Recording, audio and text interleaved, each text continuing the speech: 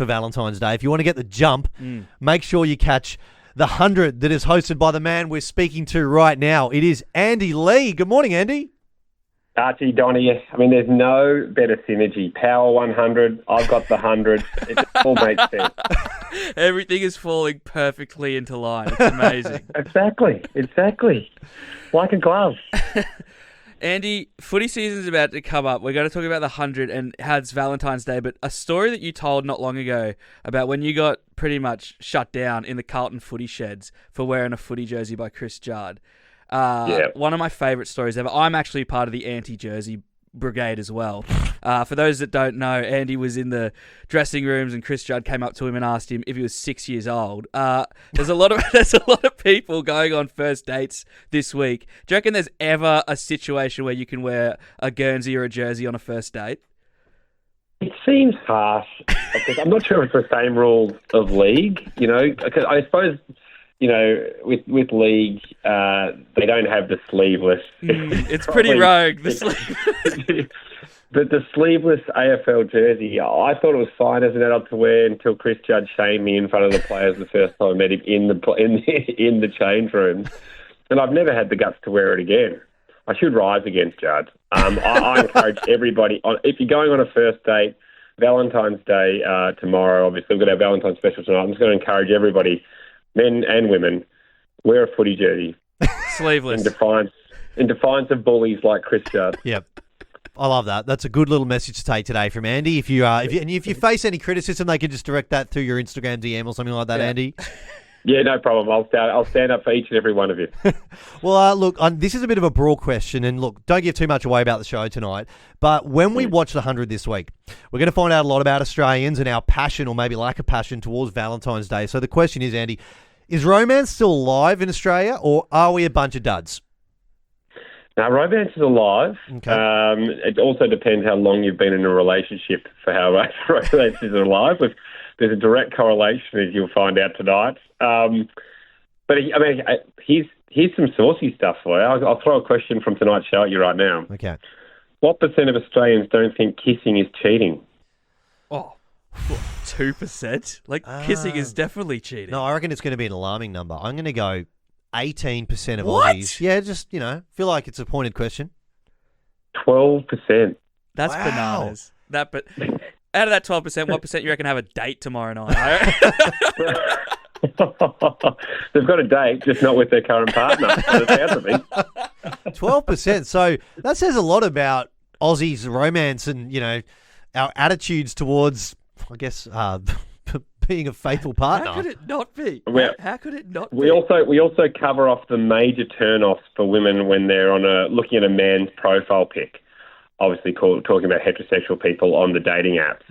What do you think the main turn-off is for women that when they see a profile pic? Okay, I reckon, now this is very specific because when you move to regional parts of Australia, like we're in Townsville, if I was in the city, I would say a city girl would say a bloke with a fishing rod, right? Yeah. But in Townsville, that's like, sign me up. I'm going to back in the fish. It's got to be the fish. Yeah, it's got to be a fish. It's got to be the fish. The fish is the second turn off. Okay. What's number Shirtless. one? Shirtless. Shirtless pose. Always worked for me, fellas. I guess it depends who it is, because I reckon it would be number one if it was me. So that's I back that in. And me shirtless with a fish, that would really take the cake. It certainly doesn't work the other way around, I don't think. I'm just curious, Andy, where does wearing a footy jersey go on that list? Great question. It probably would be a fairly large turn-off. Well, before we let you go, with Valentine's Day being tomorrow, I got to know what's the foolproof 100% Valentine's Day move that you got? Oh, look, just don't fight the machine. Rage Against the Machine. I don't really support or celebrate Valentine's Day, despite doing a whole show dedicated to it tonight. But for those that don't care about Valentine's Day, don't worry, there's plenty in the show for you. Dave Hughes is on, by the way. Sophie Monk is on, which is really exciting. But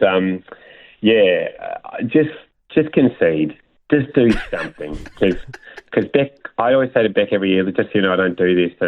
And she, even with all the explanations, she'd still be upset with me every single Valentine's Day when nothing came. So just do one gesture, and it'll get you out of a lot of pain for months on end. That's the headline. Do the bare minimum, please. Yes. Acknowledgement is key, boys. That's it. Well, the 100 with Andy Lee, the Valentine's Day edition, it is on tonight at 9 p.m. on Channel 9 and 9 Now. Andy, thanks so much for your time today. Cheers, guys. Really appreciate it. And Andy, just before we let you go, we know you are radio royalty here in Australia. Mate, no, you are. At the moment, mate, and this is a bit of a long shot, would love to get your thoughts on it. We had a cyclone here 2 weeks ago, right, in Townsville. Yep. One of the most obscure bits of damage that happens was one of the massive signs from Hungry Jack's that sits on one of our motorways. The Hungry Jack sign that's 30 feet in the air, it disappeared and blew away. Our listeners have found it for us, right, and have brought it to us, Andy. Now, we don't have a team in the NBL anymore in Townsville. The Crocs don't exist. But guess what? Hungry Jack's is the major sponsor of the NBL. So right now, we're holding the sign hostage and asking Hungry Jack's, well, we're telling them, we'll give the sign back if they give us our NBL side back and relicense the city. Your thoughts? Gee, it's one of the great hostage negotiations of all time, isn't it? Well, you know what my initial thoughts are? Where can I get the rights for this life story to be able to make the Hollywood film for it? It's eventually, that's where it sits for me. That's my initial thought. So, yeah, obviously I'm happy to help fund your pursuit, but in exchange for some rights when I eventually make the live action film. Okay, well, this is good because, Andy, you're in TV now. You've got the connections to make this happen, so I'm pleased we've run this idea past you. We've got your endorsement for it. We'll be tagging you and everything. We appreciate your thoughts. Good luck, kids.